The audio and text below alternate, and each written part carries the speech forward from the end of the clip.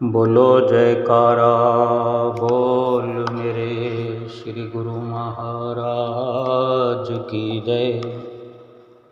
सभी गुरुमुख प्रेमियों से सप्रेम जय सच्चिदानंद। संसार में अनेकों भक्त हुए हैं जो भगवान के अनन्य प्रेमी बनकर के अनेक अनेक लीलाओं को भगवान की ओर से अपने ऊपर रचा हुआ कि भगवान ने अपने भक्तों पर अनेक लीलाएं रचाई हैं और भक्तों के माध्यम से पूरी दुनिया ने ये अनुभव किया है कि भगवान अपने अनन्य प्रेमियों की किस प्रकार से बड़े अजीबो गरीब तरीकों से रक्षा की है और वो प्रेमी भक्त भी समझ सकें भगवान की लीला को, उस रक्षा को समझ सकें। ये भगवान ने उनके अंदर सामर्थ्य भी दी है कि अगर भगवान स्वयं अपने भक्त को नहीं जतलाएं, प्रेरित न करें, उन्हें वो आँख ना दें, वो ज्ञान ना दें, समझने का वो हौसला ना दें, तो भक्त समझ नहीं सकता। क्योंकि कुछ इस प्रकार की रक्षा भी होती है कि किसी वस्तु का भक्त के हाथों नुकसान होना, भक्त के जीवन में कोई घटना घट जाना। कई आज हम देखते हैं दुनिया में कुछ भक्तों के कोई काम बिगड़ जाते हैं, जैसे कोई रिश्ता टूट गया, कहीं ऐसा भी अवसर आता है कि कहीं तलाक हो जाता है, कहीं आर्थिक स्थिति में बहुत कमजोरी आ जाती है। ये भक्तों की बात है, भक्तों के जीवन में। हम गुरुमुख प्रेमियों ने अपने जीवन में ऐसी भी अनेकों घटनाएं रचनाएं श्री गुरु महाराज जी की देखी होगी। किसी के शरीर में कोई परेशानी आ जाती है, गुरुमुख प्रेमियों का कोई अंग भंग भी हो जाता है। अनेक प्रकार की ऐसी घटनाएं दुर्घटनाएं होती हैं। अब उसको सकारात्मक तरीके से देखना या नकारात्मक तरीके से, यानी जैसे कहते हैं कि नेगेटिविटी और पॉजिटिविटी, ये दोनों नज़रिए हैं। कौन किस प्रकार से किसी प्रभाव को देखता है, किसी घटना को या दुर्घटना को देखता है। अगर किसी का प्रेम सच्चा है, किसी की भक्ति अगर सच्ची है, किसी की सोच सकारात्मक है, पॉजिटिविटी में जो गुरुमुख प्रेमी रहते हैं, जो सतगुरु से सच्चा प्रेम करते हैं, जो भक्ति की हर वक्त चाहना रखते हैं, जिन्होंने ये समझ लिया है कि जीवन में भक्ति ही सर्वश्रेष्ठ है, संसार का नफा नुकसान कुछ भी मायने नहीं रखता, जिनके लिए वे अपनी सुंदर सोच से और सतगुरु की दया से, कृपा से, उनके आशीर्वाद से उस तत्व को, उस सार को समझ लेते हैं कि जो हमारे साथ ये दुख की अवस्था आई है, उसमें वो सार तत्व यही निकालते हैं, यही समझते हैं कि मेरे सतगुरु ने मुझे बचा लिया। चाहे लाखों का नुकसान हो जाए, चाहे शरीर पर कोई विपदा आ जाए, हर स्थिति में एक सच्चा गुरुमुख जो है वो यही समझता है कि मेरे पर श्री गुरु महाराज जी की असीम कृपा हुई जो मेरी सूली का कांटा बना दिया, वरना न जाने क्या होता। क्योंकि उनकी सोच ऐसी है। और जो देखा देखी भजन भक्ति में लग पड़ते हैं, सत्संग में चल पड़ते हैं, देखा देखी चल रहे होते हैं, प्रेम की कमी है, भक्ति का ख्याल, भक्ति का इरादा पुख्ता नहीं है, थोड़ी सी मुश्किल आने पर वो वर्गला जाते हैं, लोग भी उन्हें भड़का देते हैं। यानी किसी भी माध्यम से अगर वो विचलित होता है तो समझो वो माया के भुलेखे में है, माया से अभी उबरा नहीं है। चाहे किसी के कहने से या अपने विचारों से, हमारे घर में ही इस विचारधारा को लिए हुए रहते हैं। भक्ति करने वालों पर कोई आँच आ जाए तो उनको तुरंत ये सुनने को मिलता है, तुम तो भक्ति करते हो, फिर तुम्हारे साथ ऐसा क्यों हुआ? अरे भाई, भक्ति करते हैं, लेकिन जो गुनाह करके आए हैं जन्म जन्मांतरों से, वो कौन भुगतेगा? उसको किसने भुगतना है? जो मैं करके आया हूँ वो मैंने ही भुगतना है। और ये जो उसकी सोच सतगुरु की कृपा से पल्लवित पुष्पित हो रही है, अंदर ही अंदर ऐसी सोच का वो धनी हुआ जा रहा है, वो यही समझता है कि संसार में ये हिसाब किताब पूरा करने आया हूँ।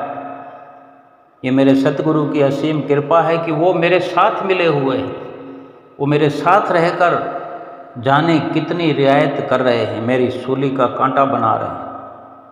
अगर 1 लाख का भी नुकसान हो गया, 2 लाख का भी नुकसान हो गया, तो गुरुमुख यही सोचता है कि मुझे भजन करने के लिए, भक्ति करने के लिए अभी पर्याप्त समय मेरे पास है। मैं अभी इस शरीर के अंदर जागृत हूँ भजन स्मरण करने के लिए, जाने उसमें कितनी कमाई कर लूँगा मैं, जिसका कोई हिसाब ही नहीं है। 1 लाख, 2 लाख, 5 लाख का भी नुकसान हो गया तो कोई बात नहीं, सब कुछ तबाह हो गया तो भी कोई बात नहीं। उन्हें समझते देर नहीं लगती, क्योंकि वो इसी समझ के साथ भक्ति करते हैं। वो इस नज़रिए से नहीं देखते कि अगर भक्ति करेंगे तो फिर कुछ हमारे जो सारे पाप कर्म हैं वो सारे के सारे चुकत हो जाएंगे, कुछ भी हमें भुगतान नहीं करना पड़ेगा। अगर हमने अनेक अनेक दुख लोगों को दिए, अनेक अनेक लोगों को लूटा खसोटा, जुल्म किए, पिछले जन्मों में जाने क्या क्या पाप हम करके आए हैं, वो श्री गुरु महाराज जी अपने अनन्य प्रेमियों को, भक्तों को ये एहसास दिलाते हैं कि तुम्हारा कुछ भी नुकसान नहीं हो रहा, केवल भक्ति में लगे रहो, 5 नियमों की पालना में लगे रहो, 2 घंटे भजन सुमरन करते रहो, तुम्हारा लाभ हो रहा है, लाभ ही लाभ हो रहा है, नुकसान तो कुछ है ही नहीं। अब बताओ, किसी के पास लाखों हैं, वो यहाँ पैदा होने के बाद ही इस संसार में जन्म लेने के बाद यहीं से तो मिला, और लाखों हैं और लाखों चले गए हैं, तो क्या नुकसान हुआ? श्वास तो अभी पड़े हैं हमारे पास, कीमती तो वो हैं लाखों से, करोड़ों से, अरबों से, इन सब से कीमती एक एक श्वास है, जो अगर हम समझ सकें, अगर सतगुरु की कृपा को पा सकें, सतगुरु की प्रसन्नता को प्राप्त कर सकें, तभी तो ये मुमकिन है कि हम समझ पाएंगे कि हम कहीं लाखों से, करोड़ों से, अरबों से, खरबों से भी बढ़ कर के एक एक श्वास को अपने अंदर समाये हुए हैं। ये गुरुमुख प्रेमियों की सोच है। भक्ति के मार्ग पर चलना कोई आसान नहीं है, और अगर कोई ठान ले और अपनी सोच को सुंदर बना ले तो भक्ति पर चलना और भक्ति को पाना, भक्ति मार्ग में सफल होना कोई मुश्किल भी नहीं है, आसान से आसान है। ये सब अपनी सोच पर निर्भर है, अपने अटल इरादों पर, अपनी दृढ़ निष्ठा पर निर्भर है। आरती पूजा हजारों हजारों लाखों लाखों करोड़ों लोग करते हैं, श्री गुरु महाराज जी के प्रेमी कहलाते हैं, गुरमुख कहलाते हैं, भक्ति के मार्ग पर चल रहे हैं, ऐसा एहसास दिलाते हैं सबको, और स्वयं भी इसी एहसास में जीते हैं। थोड़ी सी मुश्किलात आने पर जब विचलित हो जाते हैं तो अपने अंदर अपने ही सोच के कारण ये बहुत बड़ा बदलाव देखने को उनको आता है और ऐसे घबरा जाते हैं कि ये क्या हो गया। उनकी नज़र में भक्ति कुछ संसारिक तरक्की का, संसारिक लाभ का नाम है। भक्ति में वो संसारिक लाभ देखते हैं, संसार का नफा देखते हैं, नुकसान का मुंह नहीं देखना चाहते। लेकिन भक्ति संसार के नफे नुकसान से कहीं ऊपर की बात है। लाभ तो भक्ति में होता है, लेकिन केवल जो अपनी आत्मा का लाभ समझ करके भक्ति में लगता है, जो एक एक श्वास को सुमरन में लगा करके भक्ति के लाभ को अनुभव करता है, जो अपने पूरे जीवन में इस अनमोल शरीर को सतगुरु की सेवा में लगा करके अपने आप को लाभान्वित करता है। संसार में रहते हुए दुख मुसीबत आना, ये तो अपने कर्मों का जो भोग है, हर किसी को भोगना और भोगना चाहिए, पीछे नहीं हटना चाहिए। आई हुई मुसीबत का स्वागत करना चाहिए, सत्कार करना चाहिए कि अहो भाग्य मेरे कि मेरे सतगुरु मेरे साथ हैं। चाहे वो कितने दूर हों, कितने दूर बैठे हों, वो जब चाहे लीला रचाते हैं, चाहे वहीं पर अपने गुरमुख प्रेमियों की किसी प्रकार से रक्षा करते हैं, चाहे उनको अपने पास बुला करके कोई नज़ारा, कोई इशारा।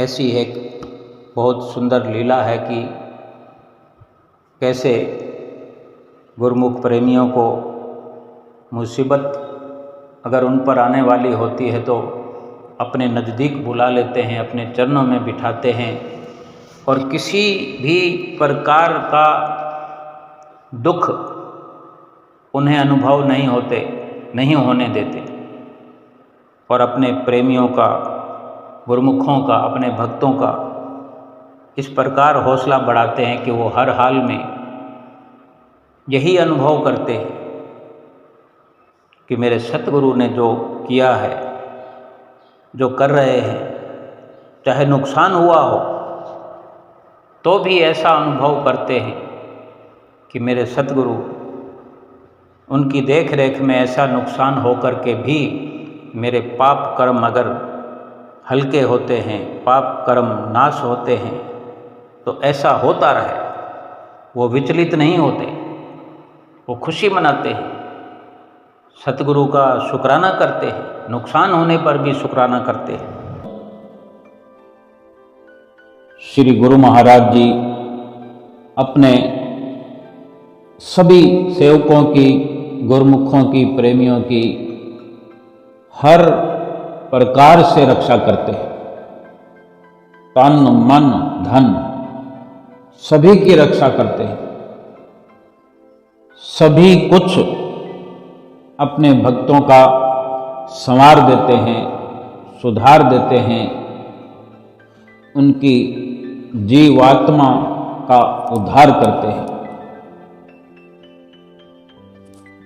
सेवक भी, प्रेमी गुरमुख भी अगर अपने इष्ट देव सतगुरु दाता दीनदयाल महाराज जी के श्री चरणों में अटल विश्वास रखे, अनन्य विश्वास रखकर अनन्यता बरते, अनन्यता का व्यवहार करे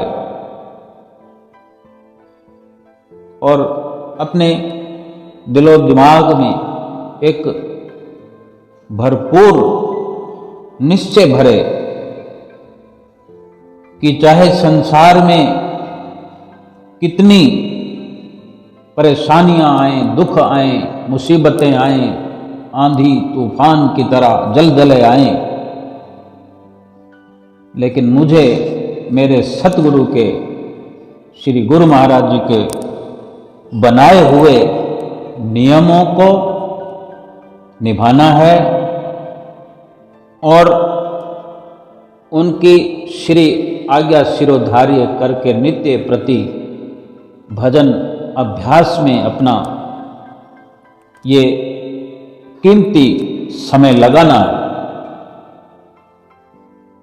तो श्री गुरु महाराज जी कभी भी मुझ पर आई हुई बड़ी बड़ी मुसीबतों के तले दबने नहीं देंगे। हर संभव मदद करते हुए हर मुसीबत से मुझे उबार लेंगे। हर पल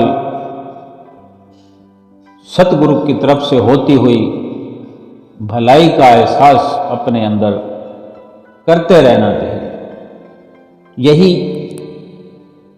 एक सच्चे गुरुमुख का लक्ष्य है और होना चाहिए कि जो अपने सतगुरु पे विश्वास करे।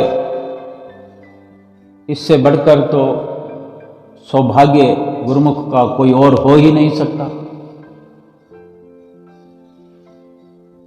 श्री गुरु महाराज जी की रहमत हम गुरुमुख प्रेमियों पर अधिक से अधिक और हर समय बरस रही है।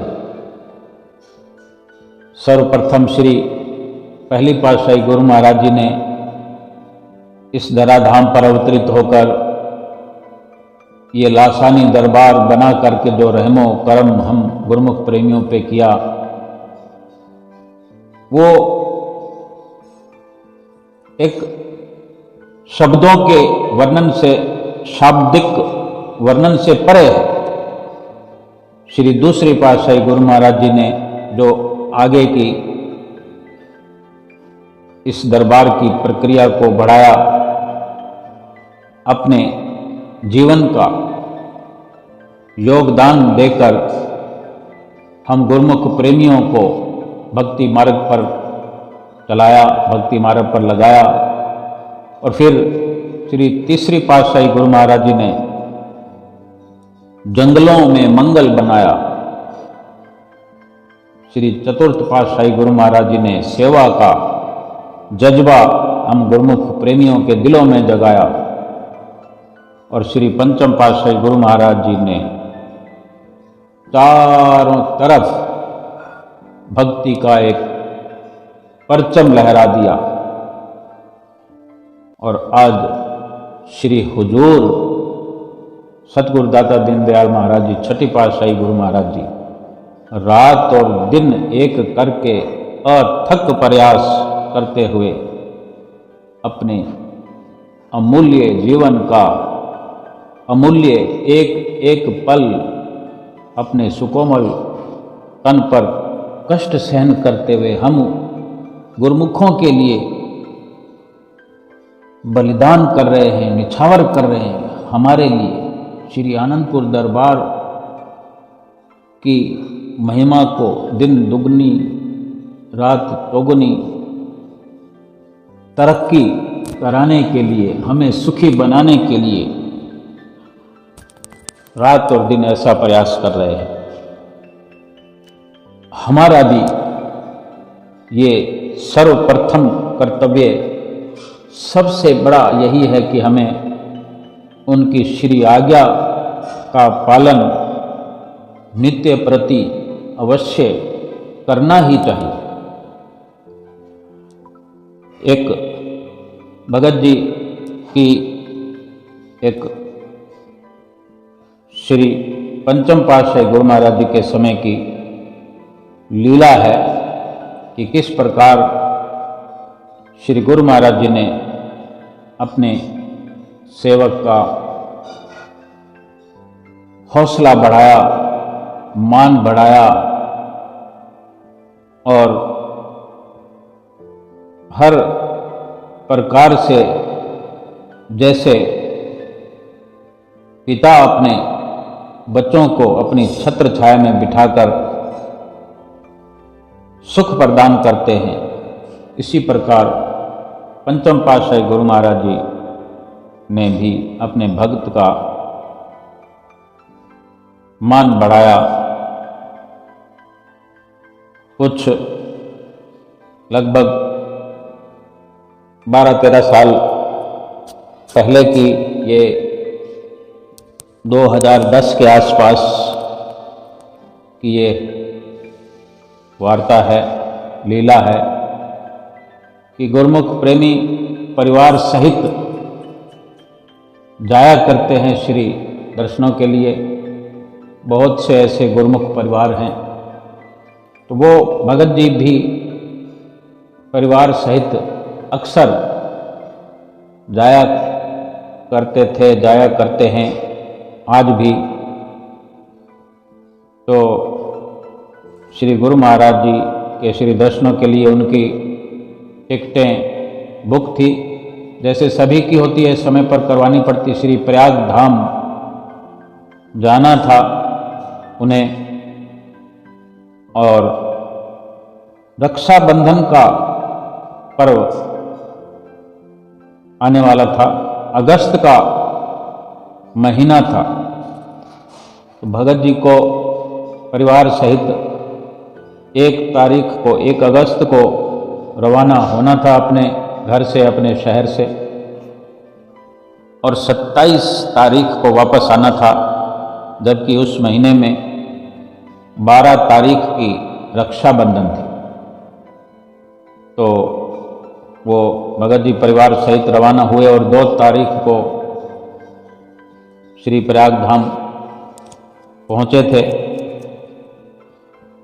और दूसरे दिन श्री गुरु महाराज जी के चरणों में मत्था टेकने गए परिवार सहित। सब भेटा पूजा श्री गुरु महाराज जी के चरणों में करके आए, बहुत खुश थे। जब वो घर से गए थे तब जैसे घर के अंदर कोई हर किसी के घर में कुछ रुपया पैसा नकदी होता ही है, गोल्ड भी, सोना भी होता है, सोना चांदी कुछ भी, अधिक कुछ नहीं था, फिर भी थोड़ा बहुत होता है। कुछ रुपए उन्होंने अपने साथ के लिए रख लिए थे और जैसा कि सुबह उनको रवाना होना है तो रात को सोच रहे थे कि जो सोने की डिब्बिया पड़ी है उसको कहाँ रखा जाए। तो ऐसा मन में विचार आया है, तो भगत और भगतानी और बच्चे सब मिलकर सलाह कर रहे थे कि कहाँ रखें। तो ऐसा सोचते सोचते एक आइडिया आया कि उन्होंने उसको डिब्बी को रसोई के अंदर वो चटनी बनाने वाली जो मिट्टी की वो होती है उसके नीचे छुपा दिया और छोटा सा ताला रसोई में लगा दिया। इस प्रकार रात को ये प्रक्रिया करके एक और जो डिब्बी थी वो अलमारी में ही पड़ी रहने दी, जबकि उसको भी रखा जा सकता, लेकिन उसको नहीं रखा, वो अलमारी में ही रही। लीला है श्री गुरु महाराज जी की, जब सूली का कांटा बनाते हैं तो कुछ ना कुछ तो त्याग करवाते ही, कुछ ना कुछ तो हरजाना हमें अपने कर्मों का भरना ही पड़ता है।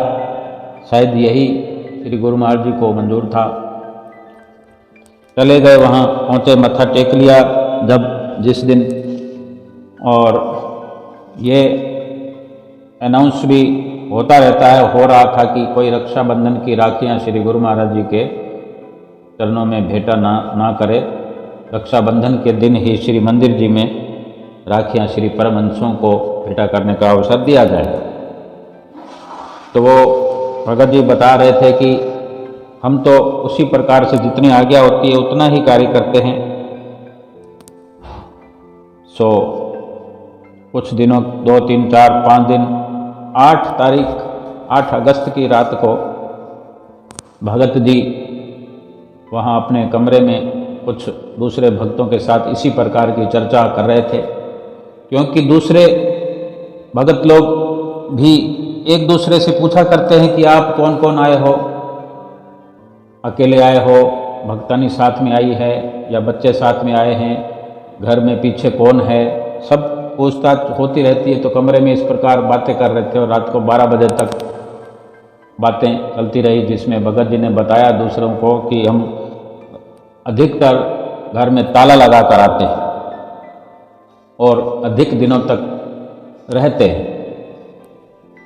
इसी तरह की चर्चा होती रही, चोरों के बारे में भी, क्योंकि जब घर की चर्चा होती है तो कई बार दूसरे ही पूछ लेते हैं कि कैसे तुम ताला लगा कर आ जाते हो, क्या तुम्हें कोई डर महसूस नहीं होता। तो इस तरह की वार्ता हो रही थी। और उधर जो भक्तानियाँ साइड में जो उनके भक्तानी और बच्चे थे, वो भी वहाँ पर अपने संगत वाले कमरे में दूसरी भक्तानियों से कुछ इस प्रकार की बातें चर्चा कर रहे थे कि हम इस प्रकार घर में ताला लगा कर आते हैं। तो दूसरे सुनने वाले भी बड़ा ताज्जुब करते हैं कि इतने दिनों तक, लगभग 1 महीना ताला लगा कर कैसे आ जाते हैं। सब गुरु महाराज जी की मौज है, गुरु महाराज जी बुलाते हैं, गुरु महाराज जी रक्षा करते हैं, उनके भरोसे हम अपना घर छोड़ के आते हैं, श्री गुरु महाराज जी को सुपुर्द करके आते हैं, कह कर आते हैं, क्योंकि श्री गुरु महाराज जी बाहर भी रक्षा करने वाले हैं। घर अगर हम ताला लगा कर आते तो वहाँ भी रक्षा करने वाले हैं। हम जहाँ पर चल रहे हैं, जहाँ सफ़र कर रहे हैं, वहाँ हमारे साथ भी हैं, हमारे अंदर भी हैं। सब जगह श्री गुरु महाराज जी का होने का एहसास हमें रहता है। इस तरह की वार्ता लगातार चल रही थी। 8 तारीख की रात को जाने क्या हुआ, भगत जी के उस शहर में जहाँ रहते थे वहाँ कुछ बरसात का मौसम था। अगस्त के माह में अक्सर बरसातें आया करती हैं, तो उस दिन कुछ हल्का तूफान, हवा और बरसात चल रही थी। तो वहाँ पर जो इस तरह की चर्चा करते हुए सोए, तो भगत जी ने बताया कि सुबह मैं लगभग 6 बजे के करीब श्री प्रयाग शांति भवन में बैठा हुआ था, श्री परमहंस दयाल महाराज जी के सामने, और अचानक से मेरे फ़ोन की घंटी बजी। वो फ़ोन हमारे पड़ोसी का था नंबर, लेकिन मुझे मालूम नहीं था, नंबर फीड नहीं था। मैंने उसको बंद कर दिया, फ़ोन काट दिया। दोबारा फिर से घंटी आई, तो फिर भगत जी ने बताया कि मैंने शांति भवन से बाहर निकलकर, बाहर जाकर फ़ोन रिसीव किया, तो सामने से आवाज़ आई कि भगत जी आपके घर के ताले टूटे हुए हैं। जो कॉर्नर का भगत जी का मकान और जो बाउंड्री वाल थी वो थोड़ी छोटी थी, साइड में गैलरी थी, जो कि दूसरे कॉर्नर वाले मकान से साफ दिख रहे थे। कमरों में लगे हुए ताले कि टूटे हुए हैं। तो एक बार तकलीफ तो होती है, लेकिन संभलते हुए भगत जी ने कहा कि अच्छा, तो आप अंदर जाकर देखो। तो वो थोड़ा जाने से कतराने लगे। उन्होंने कहा कि आपके भाइयों को फ़ोन किया है, वो आ रहे हैं, उनके साथ में ही होकर हम अंदर जाएंगे। लेकिन भगत जी ने अधिक कहा तो फिर वो पड़ोसी अंदर चले गए।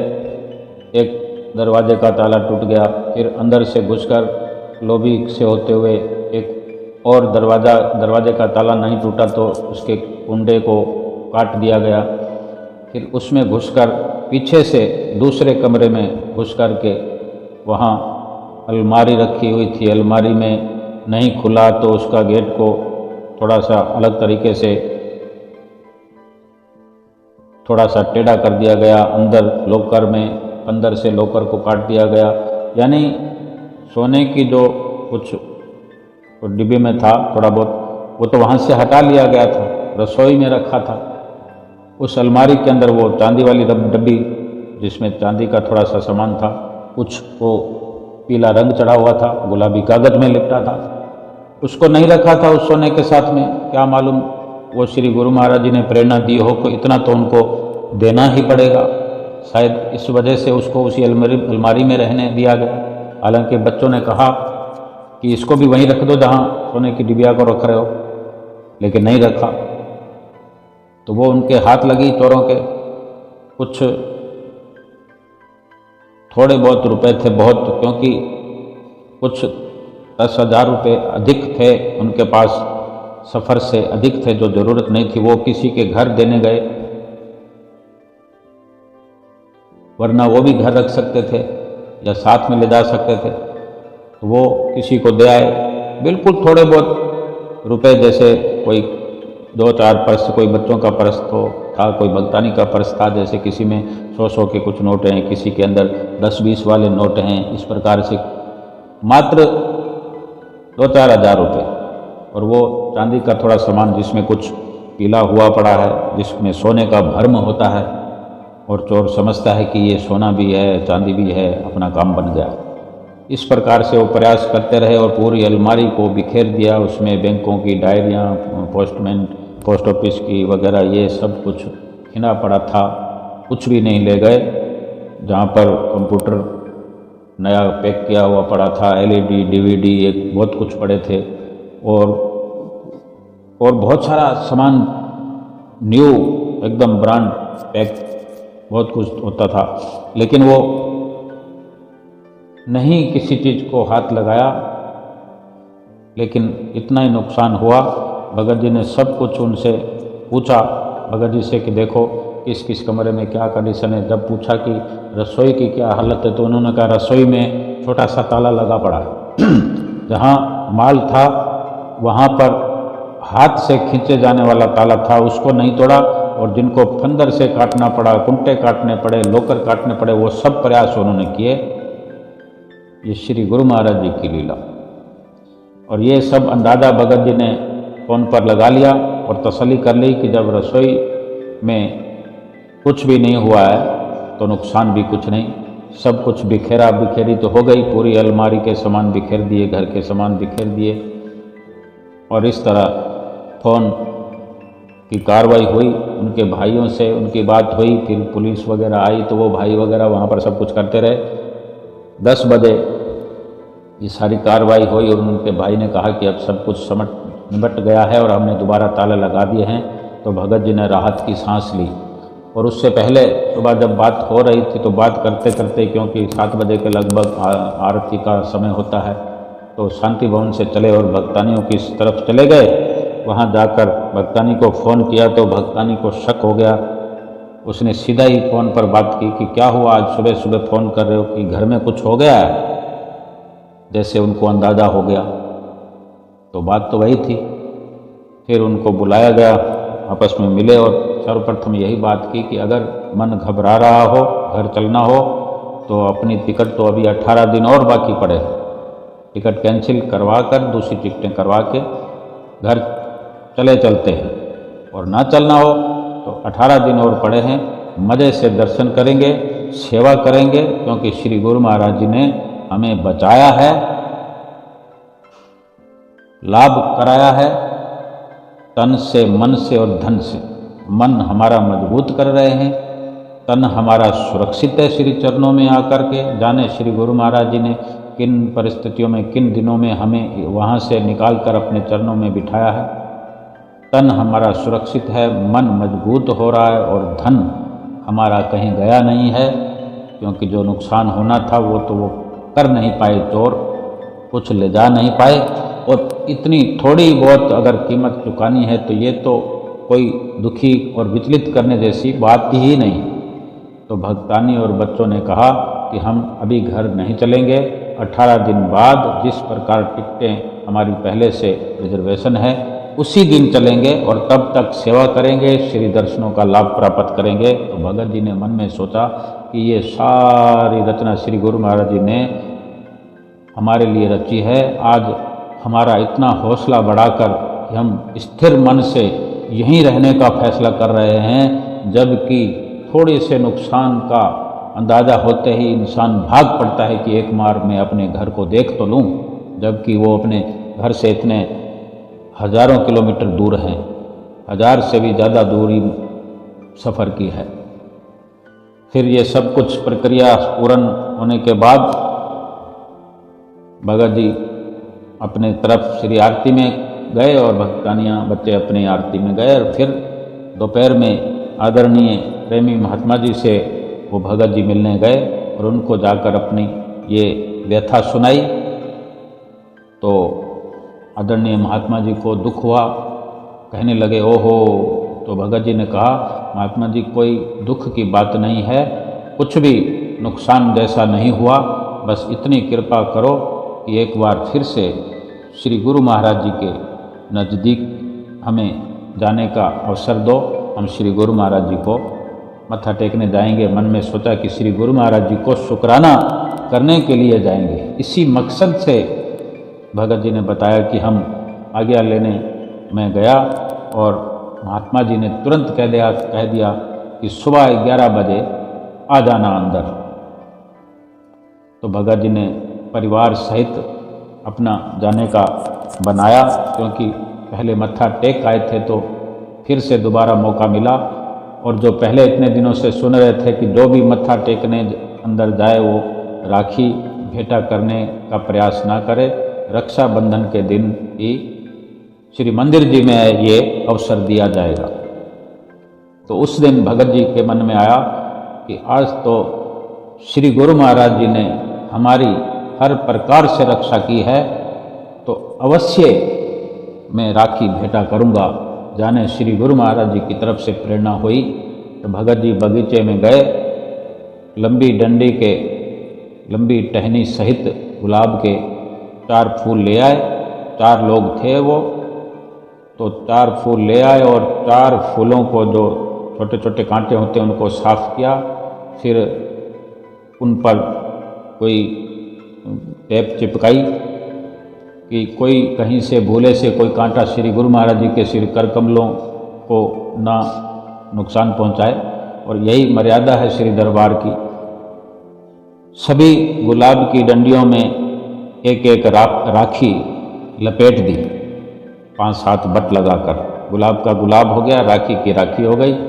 और बच्चों से पूछा, लड़कियों से, कि कोई 2 लाइनें भजन की याद करो, शुक्राना भी हो जाए और रक्षा का भाव भी उसके अंदर, रक्षा का और राखी का भाव भी उजागर हो जाए।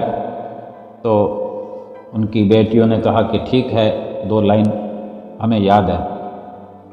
जब श्री गुरु महाराज जी के नज़दीक जाने का समय आया तो पहुँचे 4 लोग श्री गुरु महाराज जी के सामने। श्री गुरु महाराज ने सबके हाथों से, श्री गुरु महाराज जी ने अपने कर कमलों में वो उनके राखियों से लपेटे हुए गुलाब के फूल अपने कर कमलों में लिए। बड़ा उपकार किया कि ऐसा अवसर श्री गुरु महाराज जी ने बख्शा। इतना विशेष और इतना विशाल अवसर जिसकी वो भगत जी आज भी महिमा करते नहीं आघाते। ये विचार नहीं कि चोरी हो गई, नुकसान हो गया, केवल महिमा का वर्णन कि श्री गुरु महाराज ने किस प्रकार से सहज में ही बड़ी आसानी से हमारा समय व्यतीत किया। और इतने दिनों का रहने का जो वहाँ पर हमारा मिशन था उसको बा कमाल किया कि हमारा वो सफ़र कामयाब हुआ। वो सेवा श्री गुरु महाराज जी ने जो बख्शी थी बाकायदा हमसे करवाई, वरना तो हम उसी दिन भाग आते। इस प्रकार भगत जी ने सुनाया और बड़े खुशी से सुनाते रहते हैं, बार बार सुनाते हैं। जब वो खड़े थे श्री गुरु महाराज जी के सामने 4 लोग परिवार सहित, तो श्री गुरु महाराज जी कुछ इस मुद्रा में थे जैसे उन सबको लग रहा था कि श्री गुरु महाराज जी कुछ खामोश हैं। इतने में आदरणीय प्रेमी महात्मा जी ने श्री गुरु महाराज जी को विनती कर दी भगत जी के परिवार की तरफ से कि भगत जी की घर में चोरी हो गई। श्री गुरु महाराज जी और एक सेकंड के लिए, 2-4 सेकंड के लिए उदास मुद्रा में हो गए, जैसे अपने बच्चों का, अपने शिष्यों का अफसोस कर रहे हो, उनके नुकसान पर अफसोस जता रहे हो। ये भगत जी ने बताया। और फिर श्री गुरु महाराज ने अपने लंबे कर कमल को फैलाकर कहा, कित्थे कित्थे भाई, कहाँ की बात कर रहे हो। तब आदरणीय महात्मा जी भी बोले, भगत जी बोले, अपने शहर का नाम बोले। फिर श्री गुरु महाराज जी ने नाम पूछा, नाम बताया। फिर वो 2 लाइनें बोलने के लिए आज्ञा मांगी। महात्मा जी ने कहा, सुनाओ। तो वो बेटियों ने 2 लाइन सुनाई। तुम रक्षक भगवान, हम बालक नादान, रक्षा करते रहना। श्री गुरु महाराज ने सबको बड़े प्यार से आशीर्वाद दिया, सबको निहारा, चारों लोगों को, पूरे परिवार को, और खूब आशीर्वाद दिया। और वो भगत जी परिवार सहित माथा टेक कर आए तो उन्होंने बताया कि अब हमारे जान में जान आई कि हम श्री गुरु महाराज जी का तहे दिल से शुक्राना करके आए हैं, क्योंकि ये हमारे लिए ज़रूरी है। हमें ये लग रहा है कि श्री गुरु महाराज जी ने हमारी रक्षा की है। घर में होते तो ना जाने क्या होता। घर में केवल और केवल श्री गुरु महाराज जी विराजमान थे। उन्होंने जैसे सब कुछ, जो चोर घुसे थे, लगभग 3 की मात्रा थी, उन्होंने वहाँ पर बैठकर, क्योंकि प्रसाद के बिस्किट के पैकेट 12 महीने भगत जी के घर में पड़े रहते हैं, तो वो भी जहाँ पर चोर लोग बैठे थे तो बिस्कुट का पैकेट भी खोला गया है, पानी भी वहाँ पर पिया गया है। यानी 2-3 घंटे 4 घंटे वहाँ पर रहे हैं। तो जैसे कि वो श्री गुरु महाराज जी की रहनुमाई में कर रहे हैं। जहाँ श्री गुरु महाराज जी विराजमान हैं, जिस कमरे में 5 पातशाहियाँ श्री परमहंस विराजमान थे, उसी कमरे में अलमारी थी, उसी कमरे में वो बैठे हैं, उसी कमरे में सेंध लगाई है। वहाँ पर जैसे कि श्री गुरु महाराज जी की मौज से हुआ है, और श्री गुरु महाराज जी ने जैसे उनको प्रेरणा दी हो कि इतना ही सामान आपने उठाना है, बाकी किसी चीज़ को हाथ नहीं लगाना है। और वैसा ही उन्होंने किया जैसा श्री गुरु महाराज जी ने उनको प्रेरणा दी। ये भगत जी के भाव है, ये उनका मानना है, ये विश्वास है श्री गुरु महाराज जी पे कि मेरे श्री गुरु महाराज जी वही चीज़ जो बिल्कुल बेकार पड़ी थी, न पहले काम में लिया करते थे, वो जो लेकर गए, क्योंकि वो डिब्बे में बंद पड़े थे और वो आगे भी डिब्बे में बंद पड़े रहते, ना उसको बेचते, ना उसको पहनते, ना वो काम का था। उसके जाने से कोई दुख नहीं हुआ, कोई परेशानी नहीं हुई। थोड़े बहुत रुपए थे 2-4 परसों के अंदर। इतने रुपए तो इंसान थोड़े बहुत चाय पानी में भी खर्च कर देते हैं, लेकिन इतनी बड़ी मुसीबत को देखते हुए 2-4-5 हज़ार रुपये का नुकसान क्या मायने रखता है। इतनी मुसीबत को टाल दिया। अगर उस वक़्त घर में होते तो कितना पुलिस का जमावड़ा होता, या उन चोरों से मुकाबला होता, या घर में जो भीड़ लगती। लेकिन भगत जी वो अपनी मस्ती में वहाँ मस्त रहे, और पीछे घर में पुलिस भी आई, लोगों की भी भीड़ रही, इधर उधर अड़ोसी पड़ोसी ने वो नज़ारे देखे। वो नज़ारे इतने खूबसूरत नहीं थे जिसकी महिमा की जा सके, वो लोगों को दिखाए श्री गुरु महाराज जी ने। और गुरु महाराज जी ने अपने प्रेमी भगत परिवार को अपने दर्शनों के नज़ारे दिए। और ये लीला जो रचाई श्री गुरु महाराज जी ने, अपनी ऐसी सुंदर लीला से सरबोर किया और भगत जी को एहसास कराया कि तुम कितने अंदर से, तुम्हारी विल पावर कितनी तेज है, तुम्हारे अंदर धड़कनों में श्री गुरु महाराज जी का अक्स नज़र आता है, तुम्हारी हर श्वास में श्री गुरु महाराज जी का वास नज़र आता है। ऐसा एहसास वो भगत जी बताते हैं कि हमने किया। इस प्रकार की लीला इतने सस्ते में और इतना लाभ कि तन मन धन उनका सेफ रहा, रत्ती भर भी लेस मात्र भी दुख नहीं हुआ, लेस मात्र भी। और उस दिन के बाद 18 दिन और वहाँ पर श्री गुरु महाराज जी भी रहे और वो परिवार भी रहा। इतने दिनों में, 27 दिनों में तो कितने ही गुरुमुख प्रेमी जगह जगह से आए और दर्शन कर कर के चले गए। कोई 2 दिन, कोई 4 दिन, लेकिन वो भक्त परिवार जैसे श्री गुरु महाराज जी आए, एक दिन पहले या एक दिन बाद, तब से वहाँ दर्शनों का लाभ प्राप्त करना शुरू किया और आखिर में लगभग श्री गुरु महाराज जी के लगातार साथ रहे। और जब जब जो भी वहाँ लीलाएं हुई, श्री गुरु महाराज जी की लीलाएं हुआ करती थी। श्री पंचम पातशाही गुरु महाराज जी छोटे दर्शन हाल के छोटे बाहर बरामदे में, जो 8-10 फुट की चौड़ाई का बरामदा था, वहाँ सबको गुरुमुख प्रेमियों को शाम के समय 4 बजे के समय इकट्ठा करके सबको वहाँ बिठा करके बुला करके कुल्फियाँ खिलाते थे, पकोड़े खिलाते थे। ये नज़ारे वो नित्य प्रति देखते रहते थे, इन नज़ारों का लाभ प्राप्त करते रहते थे। और वो भगत जी ने सारे नज़ारों का वहाँ पर लाभ प्राप्त किया, जिसमें ये छोटा सा दुख उनके घर का जो था कहीं नज़र नहीं आता। सब कुछ ये दुख ऐसे धूमिल हो गया, उन नज़ारों की भेंट चढ़ गया, उन खुशियों की भेंट चढ़ गए वो दुख, और कभी दुख नहीं हुआ। ये हमारे श्री गुरु महाराज जी की जो लीलाएं हैं अपने गुरुमुख प्रेमियों के लिए हुआ करती हैं। जो भी गुरुमुख प्रेमी अपने सतगुरु, अपने श्री गुरु महाराज जी के चरणों में अनन्य विश्वास रखते हैं और उनके बताए हुए जो नियम हैं, उनके जो बनाए हुए हैं, हुजूर श्री गुरु महाराज जी आज हमें नित्य प्रति बताते हैं, समझाते हैं कि श्री पंचम पातशाही गुरु महाराज जी ने 5 नियमों की रचना की है, 5 नियम निर्धारित किए हैं श्री आनंदपुर दरबार के। इस पहला नियम है श्री आरती पूजा नित्य प्रति दोनों समय करें। दूसरा है सेवा, श्री दरबार श्री गुरु महाराज जी के दर्शन करते हुए अगर सेवा करें, श्री गुरु महाराज जी के सुबह शाम दर्शन करते हुए या जो सेवा कर रहे हैं वहाँ सेवा करते हुए भी अगर दर्शनों का लाभ मिल जाए, श्री दरबार में रहते हुए इस प्रकार की सेवा मिल जाए तो सबसे उत्तम, सोने पर सुहागा।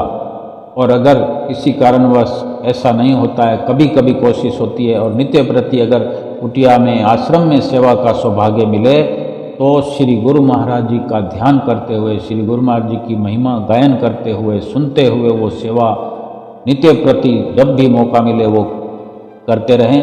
ये दूसरा नियम। तीसरा नियम सत्संग।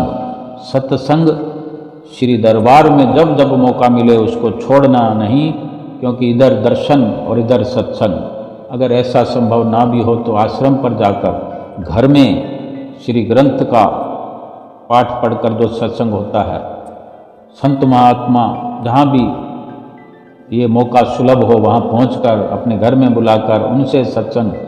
असली लाभ सत्संग का है कि सत्य का संग करना है, ये सत्संग है, सत्य का संग करें। श्री गुरु महाराज जी का फरमान यही है। और चौथा सुमरन, यानी जो श्री गुरु महाराज जी की याद बनी रहे, श्री गुरु महाराज जी का ख्याल हमारे हर कार्य करते हुए बना रहे, ये कहीं भी रहे। श्री गुरु महाराज जी का दर्शन, ध्यान, ये 5वां नियम।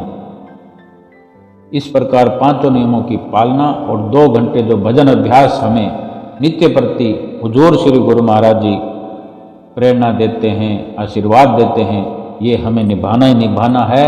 ये तो संसार की छोटी मोटी नुकसान की बात हम करते हैं। अगर ये नियम और भजन अभ्यास हम नित्य प्रति करें सब गुरुमुख, तो श्री गुरु महाराज जी ने लोक और परलोक की जिम्मेवारी ले ली है कि जो 5 नियम और भजन अभ्यास करता है उनके बारे में वचन है कि 5 नियम दरबार के जो करते श्रद्धाधार, लोक और परलोक के मेरे सतगुरु जिम्मेवार। बोलो जयकारा बोल मेरे श्री गुरु महाराज की जय।